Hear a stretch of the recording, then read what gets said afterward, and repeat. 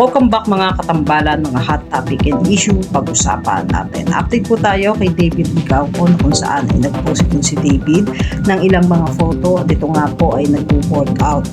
At ito rin ay paghahanda na rin itong si David para po doon sa kanyang Never Say Die na ipapalabas nga po ngayong February na pagbibidahan nila ni Jillian Ward. At talaga naman mala-aksyon ang dati nga nitong si David. Kaya naman pusa ng paghanda nitong si David para po doon sa mga taping sa Never Say Die. At bukod doon ay may post din itong si David ng ilang mga photo at ito nga po ay kuha naman din doon sa taping ng Never Say Die. Makikita na napakaganda ng ambience at view na isinarito si David at meron ding photo itong si David na nasa pool at talaga namang ine-enjoy ang pagsuswimming at makikita nga yung ilang mga photo ng taping ng Never Say Die. At bukod nga po doon, itong si David ay nag-share din ng photo naman para nga po doon sa kanyang restaurant na Sobra Cafe na kung saan napakasarap ng tapa na ipinagmamalaki ng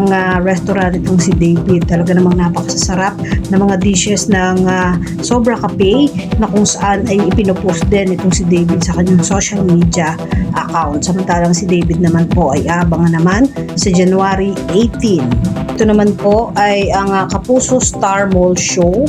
Kasama din nitong si David, si Miss Jillian Ward at si Kim De Leon. Ito po ay sa SM City, Cebu sa January 18 ng 3 p.m. sa LGL Main Mall. Yan po yung mga update natin ngayon kay David. Kayo mga katambalan, ano masasabi nyo? Mag-comment lang sa comment section pag-usapan natin. Yan ang mga hot topic and issue dito lamang sa Tambalang Chiki.